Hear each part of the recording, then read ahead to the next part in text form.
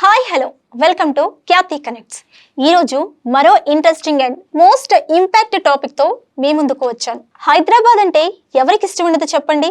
దేశ విదేశాల నుంచి వచ్చి మరి హైదరాబాద్ అందాలను చూసి సంబరపడతారు. ఇరానీ చాయ్ తాగుతూ హైదరాబాద్ దమ్ బిర్యానీ ఓ పట్టుపడతారు.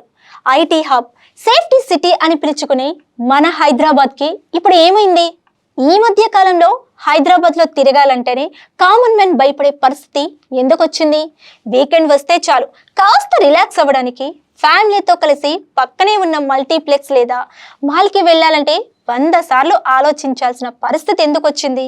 కూకట్పల్లిలోని లూలు మాల్లో జరిగిన ఘటనే దీనికి ప్రత్యక్ష ఉదాహరణ.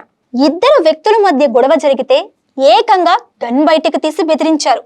అసలు మనం ఎక్కడున్నాం? హైదరాబాద్లోనేనా లేక అమెరికా గన్ కల్చర్లోనా? వేల సంఖ్యలో జనం వచ్చే మాల్కి అంత ఈజీగా ఆయుధాలు ఎలా వెళుతున్నాయి?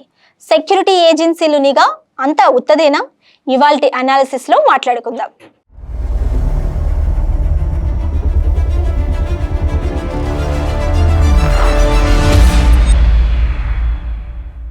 కూకట్పల్లి దగ్గర ఉన్న లూలు మాల్ జనంతో కిక్కిరిసిపోయింది. చిన్న పిల్లలు, మహిళలు, వృద్ధులు హ్యాపీగా షాపింగ్ చేసుకుంటున్నారు. సరిగ్గా అదే సమయంలో ఇద్దరు వ్యక్తుల మధ్య చిన్న వివాదం మొదలైంది. అది కాస్త పెరిగి పెద్దదైంది. అంతలోనే ఓ వ్యక్తి తన నడుముకున్న గన్ను తీసి బహిరంగంగా బెదిరింపులకు దిగాడు. ఒక్కసారిగా ఊహించుకోండి, అక్కడ పొరపాటున ట్రిగర్ నొక్కుంటే ఎంతమంది ప్రాణాలు గాల్లో కలిసిపోయేవి? ఆ ప్రాంతంలో ఉన్న ప్రజలు భయంతో పరుగులు తీశారు. ఇక్కడ నా ప్రశ్న ఒక్కటే, మనం నిత్యం కిరాణా సరుకుల కోసం వెళ్లే ఓ చిన్న డీమార్ట్కో, రిలయన్స్ మార్ట్కో వెళ్తేనే గేటు దగ్గర సెన్సార్లతో చెక్ చేస్తారు. హ్యాండ్ బ్యాగ్స్ ను కూడా వదలకుండా తనిఖీ చేసి సీల్ వేస్తారు. మరి ఇంతటి పెద్ద ఇంటర్నేషనల్ బ్రాండ్ మాల్కి రోజుకు వేల సంఖ్యలో, వీకెండ్స్ లో లక్షల సంఖ్యలో జనం వస్తుంటే అక్కడ ఉండే సెక్యూరిటీ వ్యవస్థలు ఏం చేస్తున్నాయి? మెటల్ డిటెక్టర్లు ఎందుకు పనిచేయడం లేదు? సెక్యూరిటీ తనిఖీలు కేవలం ఉత్త డొల్లా అనిపిస్తుంది కదా. అంతేకాదు, ఇప్పుడు హైదరాబాద్ నగరంలో ఎక్కడ చూసినా బౌన్సర్లు కనిపిస్తుంటారు. చిన్నపాటి పొలిటికల్ ప్రోగ్రామ్ అయినా లేదా ఏదైనా షాపింగ్ మాల్ ఓపెనింగ్ కావచ్చు, బ్లాక్ స్పెట్స్ పెట్టుకొని సఫారీ డ్రెస్ వేసి అక్కడికి వచ్చే గెస్ట్లకు సెక్యూరిటీగా నిలబడతారు. అయితే ఈ మధ్య వారి దగ్గర కూడా అనధికారికంగా వెపన్స్ ఉన్నాయనే చర్చ కూడా జరుగుతుంది. అయితే ఇప్పుడు బౌన్సర్లను పెట్టుకోవటం ఓ ఫ్యాషన్ గా మారిపోయింది. మరో అడుగు ముందుకేసి కొందరు రియల్ ఎస్టేట్స్ వ్యాపారులు గన్లతో బెదిరిస్తున్నారనే వార్తలు వస్తున్నాయి. ఆయా పోలీస్ స్టేషన్లలో కేసులు నమోదైన సందర్భాలు వింటున్నాం. ఇప్పుడు హైదరాబాద్ లో పుట్టగొడుగుల్లా మాల్స్, మల్టీప్లెక్స్లు పుట్టుకొస్తున్నాయి. కానీ అక్కడ భద్రత మాత్రం అద్దాల మేడల వెనక ప్రజల ప్రాణాలకు ప్రమాదం పొంచి ఉన్నది మాత్రం వాస్తవంగా చెప్పుకోవాలి. ఇక్కడ మరో విషయం చెప్పుకోవాలి. మాల్స్ ఎంట్రన్స్ లో కనిపించే సఫారీ సూట్లు వేసి చేతిలో వాకీటాకీలు పట్టుకొని స్టైల్ గా కనబడే సెక్యూరిటీ గార్డులకు కనీస హోంగార్డ్ సైజ్ శిక్షణ కూడా ఉండదన్నమాట. పైకి కనిపించే మెటల్ డిటెక్టర్ గేట్లు, బీప్ శబ్దం అంతా ఉత్తిదేనా మరి? ప్రభుత్వంతో పాటు పోలీస్ శాఖ నుంచి అనుమతులు తెచ్చుకోవడానికి పేపర్ల మీద రూల్స్ అన్ని పక్కాగా చూపిస్తారు. కానీ ప్రాక్టికల్ గా చూస్తే అంతా శూన్యం. మాల్కి వెళ్ళిన ప్రజలు ఏదైనా ప్రమాదం జరిగితే ఎవరు బాధ్యత వహిస్తారు?